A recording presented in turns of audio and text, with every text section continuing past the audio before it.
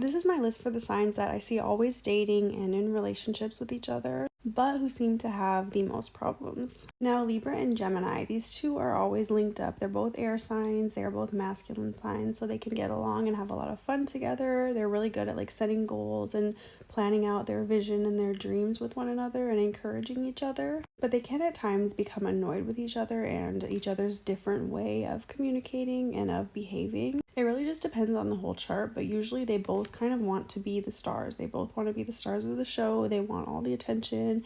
They want kind of to do all the talking, if you will. Like the couple I think of, I know a lot of people with this, but the Kanye and Kim, he's a Gemini, she's a Libra. It's like they both want to run the show. They both have that masculine kind of overbearing, wanting to lead, and in the beginning it can be very fun, exciting, attractive, sexy, but over time it gets just to be kind of a battle where no one's winning and where you're always just kind of in disagreement unless you two have a very, very strong vision and a lot of other really compatible things in your birth charts. Number 2, Scorpio and Taurus. This is a common combination that people say is a good match, but I think it is actually sometimes very negative just because these two are both fixed signs, so they can argue and disagree a lot. They're both feminine signs, so it can be very emotional. Taurus is very controlling, overbearing. It wants to possess the people that it's with. It wants to know literally everything, and it wants just the truth to be laid out at all times, whereas Scorpio hides things, keeps things secret, really wants some privacy, wants to have their own thing going on at times, doesn't always want to kind of do the things that a Taurus would want to do. Taurus people are very in the moment. They're very now, what's happening, what's real, what's in front of me. Scorpio people are more emotional, intense. They want to kind of sit with themselves and their thoughts and their feelings and,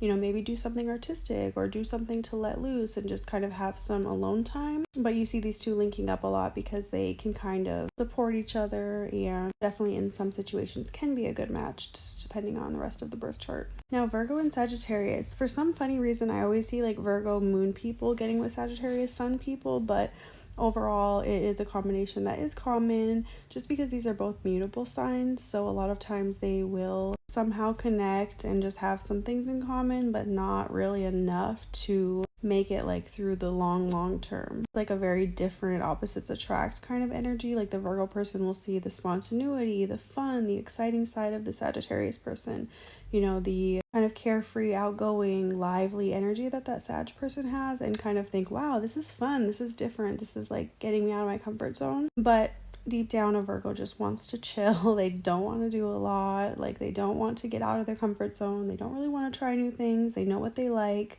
And after time, they can kind of see the Sagittarius as being immature, maybe a little like tasteless or classless in a way, just because like the Sag can be so outspoken and outgoing and like over the top, and a Virgo is more like refined and keeps things in, and so they can get annoyed with that Sagittarius like explosive energy.